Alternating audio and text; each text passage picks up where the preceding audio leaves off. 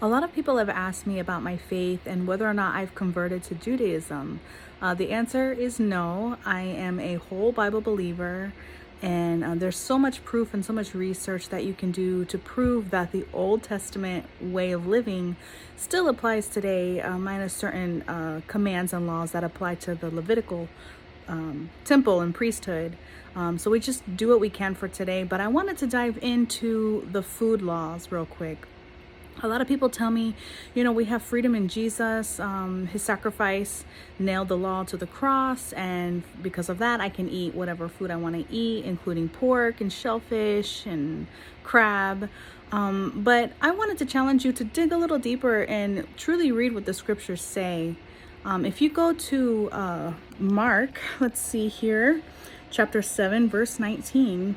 Yeshua was having a conversation with the Pharisees, and they were getting on his case about not washing his hands before he started eating.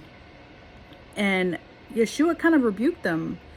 And he said in Mark 7, verse 7 and 8, their worship is farce, for they teach man-made ideas as commandments from God. For you ignore God's laws and substitute your own tradition. And he goes on to say in verse 19, food doesn't go into your heart, but only passes through the stomach and then goes into the sewer.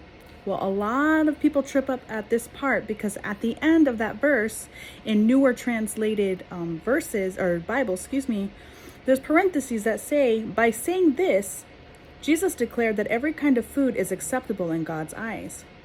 This is like an afternote made by man. The original scriptures do not say that. And if you flip over to Matthew 15, verse 20, he talks about that it's the practice of hand washing. The fact of not washing your hands before eating is not going to cause you to be defiled. It's not going to cause you to be unclean.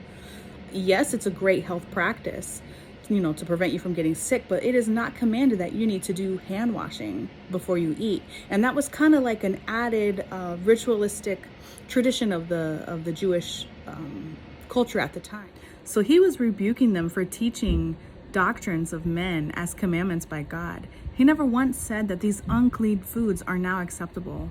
And if you dig deeper into the word and do your research, you will find out that there's so many things that we've been taught that just aren't true.